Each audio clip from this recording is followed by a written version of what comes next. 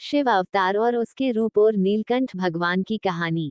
शिव अवतार शिव के असंख्य रूप हैं, जो हर उस संभव विशेषता को समाहित करते हैं, परंतु इन सब के बीच इनके 5 बुनियादी रूप हैं।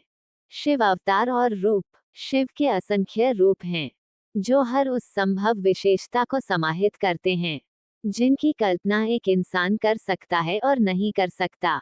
इनमें से कुछ बहुत ही उग्र और भयंकर है, कुछ रहस्यमयी हैं, कुछ प्रिय और आकर्षक हैं। सीधे साधे भोलेनाथ से लेकर उग्र कालभैरव तक, सुंदर सोमसुंदर लेकर भयानक अघोर शिव तक, वे सारी संभावनाओं को अपने भीतर समेटे हुए हैं और इन सब से अनछुए भी हैं। परंतु इन सब के बीच इनके 5 बुनियादी रूप हैं। इस आलेख में सद्गुरु बता रहे हैं कि ये क्या हैं और इनके पीछे का विज्ञान क्या है। योग योग योगेश्वराया, भूत भूत भूतेश्वराया, काल काल कालेश्वराया, शिव शिव सर्वेश्वराया, शंभो शंभो महादेवाय। शिव का भूतेश्वर रूप। ये सारी भौतिक सृष्टि जिसे हम देख सुन सूंघ छू व चख सकते हैं, ये देह, ये गृह ब्रह्मांड, सब कुछ, ये सब कुछ पंच तत्वों का ही खेल है। केवल पंच तत्वों की मदद से कैसी अद्भुत शरारत ये सृष्टि रच दी गई है।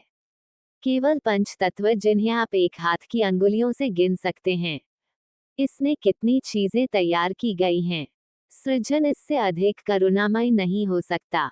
अगर ये कहीं 50 लाख तत्व होते तो आप कहीं खोकर रह जाते। पंचभूतों के रूप में जाने गए इन तत्वों को साधना ही सब कुछ है। आपकी सेहत, आपका कल्याण, इस जगत में आपका बल और अपनी इच्छा से कुछ रचने की योग्यता। जाने अनजाने, चेतन या अचेतन तौर पर, व्यक्ति किसी हद तक इन विभिन्न आयामों को साध लेते हैं। वे कितना नियंत्रण रखते हैं, उसी से उनकी देह, मन और उनके द्वारा होने वाले कामों और उनकी सफलता की प्रकृति सुनिश्चित होती है, या उनकी दृष्टि या समझ कहाँ तक जा सकती है आदि तय होता है। भूत भूत भूतेश्वराय का अर्थ है कि जो भी जीवन के पंचभूतों को साध लेता है, वो कम से कम भौतिक जगत में अपने जीवन की नियति या भाग्य को तय कर सकता है। शिव का कालेश्वर रूप। काल समय। भले ही आपने पांचों तत्वों को अपने बस में कर लिया हो, इस असीम के साथ एकाकार हो गए हो, या आपने विलय को जान लिया हो, जब तक आप यहाँ हैं, समय चलता जा रहा है। समय को साधना एक बिल्कुल ही अलग आयाम है। काल का अर्थ केवल समय नहीं, इसका एक अर्थ अंधकार भी है। समय अंधकार है। समय प्रकाश नहीं हो सकता, क्योंकि प्रकाश समय में एक बिंदु से दूसरे बिंदु तक जाता है। प्रकाश समय का दास है। प्रकाश एक ऐसा तत्व है जिसका एक आदि और अंत है। समय वैसा तत्व नहीं है। हिंदू जीवन शैली के अनुसार वे समय के 6 अलग अलग आयाम हैं। एक बात तो आपको जाननी ही होगी, जब आप यहाँ बैठे हैं तो आपका समय तेजी से भाग रहा है। मृत्यु के लिए तमिल में बहुत सटीक शब्द या अभिव्यक्ति है, कालम आइटांगा, उसका समय समाप्त हो गया। अंग्रेजी में भी हम कुछ समय पहले ऐसा कहते थे, वह एक्सपायर हो गया। किसी दवा की तरह इंसान की भी एक्सपायरी डेट होती है। आपको लग सकता है कि आप कई जगहों पर जा रहे हैं, नहीं, जहां तक आपके शरीर का संबंध है, ये सीध कब्र की ओर जा रहा है। एक क्षण के लिए भी इसकी यात्रा नहीं थमती। आप इसे धीमा तो कर सकते हैं, किंतु यह अपनी दिशा नहीं बदलता। जब आप बड़े होंगे तो धीरे धीरे जान सकेंगे कि यह धरती आपको वापस निगलने की तैयारी में है। जीवन अपनी बारी पूरी करता है।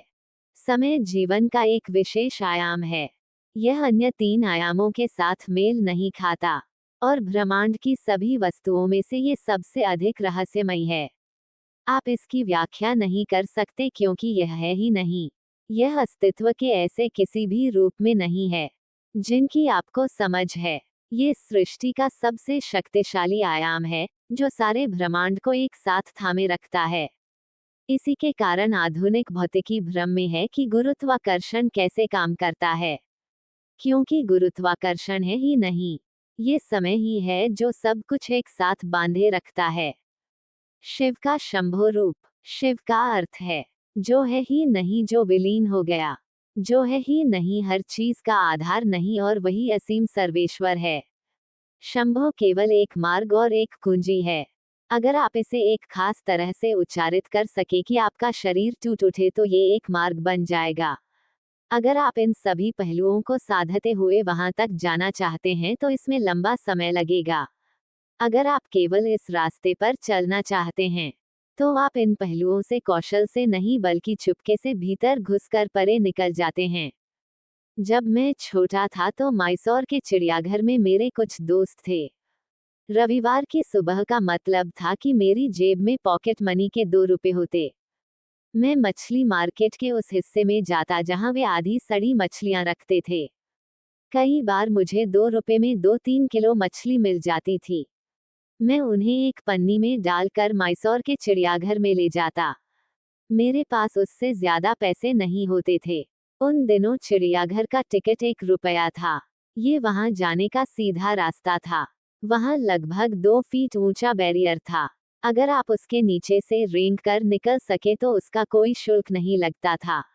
मुझे रेंग कर जाने में कोई परेशानी नहीं थी। मैं घुटनों के बल होते हुए निकल जाता और सारा दिन अपने दोस्तों को सड़ी मछलियां खिलाता। अगर आप सीधा चलना चाहते हैं तो यह एक कठिन मार्ग है। ढेर सारा काम। अगर आप केवल घुटनों के बल चलना चाहते हैं तो इसके लिए कई आसान उपाय हैं। जो लोग घुटनों के बल चलना पसंद करते हैं उन्हें किसी भी चीज को साधने की चिंता नहीं करनी पड़ती जब तक जीवन चलता है। जी, जब आप मरेंगे तो उस परम को पालेंगे। किसी भी सरल सी चीज का हुनर साधने में भी अपनी ही एक सुंदरता है, एक सौंदर्य बोध का एहसास है। मिसाल के लिए एक फुटबॉल को किक मारना। यहाँ तक कि एक बालक भी ऐसा कर सकता है। पर जब कोई उसे साध लेता है तो अचानक उसमें एक सौंदर्य बोध आ जाता है। आधी दुनिया उसे बैठकर देखती है। अगर आप कौशल को जानना और आनंद लेना चाहते हैं तो आपको काम करना होगा। पर अगर आप घुटनों के बल चलने के लिए तैयार हैं तो केवल शंभो की जरूरत है। भगवान शिव कैसे बने नीलकंठ? शिव ने विष क्यों पिया? क्यों शिव को नीलकंठ कहा जाता है? कैसे शिव ने विष पान किया और देवताओं की सहायता की? सद्गुरु यौगिक परंपरा में एक कहानी है। देवताओं और दानवों के बीच लगातार लड़ाई चल रही था। जब लड़ाइयां बार बार होने लगी और कई मारे जाने लगे तो उन्होंने समुद्र के अंदर छिपे जीवन के रस या अमृत को बाहर लाने और उसे अपने बीच बांट लेने का फैसला किया ताकि वे दोनों अमर हो जाएं और वे खुशी खुशी लड़ाई कर सकें। युद्ध इतना भयानक इसलिए है क्योंकि उसमें बहुत मौतें होती हैं। अगर मौत से निपट लिया जाए तो युद्ध एक शानदार चीज है। उन्होंने आपस में हाथ मिलाते हुए समुद्र का मंथन करने का फैसला किया।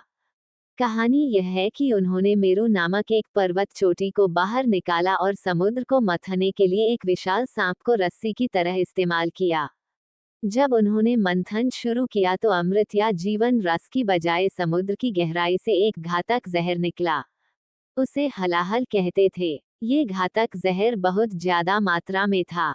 सभी देवता डर गए कि अगर इतना जहर बाहर निकला तो पूरी दुनिया नष्ट हो जाएगी और इसमें कोई कुछ नहीं कर सकता था। हमेशा की तरह जब कोई भी कुछ करने को तैयार नहीं था तो उन्हें लगा कि शिव ही इसके लिए सही होंगे। उन्होंने शिव को बुलाया और उन्हें दिखाया कि किस मात्रा में जहर निकल रहा है। अगर यह फैला तो जीवन नष्ट हो जाएगा। आपको कुछ करना होगा। हमेशा की तरह अपनी चिंता किए बिना वह उस जहर को पी गए। उनकी पत्नी पार्वती ने ये देखा तो जाकर उनकी गर्दन पकड़ ली तो वह उनके गले तक ही रुक गया और उनका गला नीला हो गया।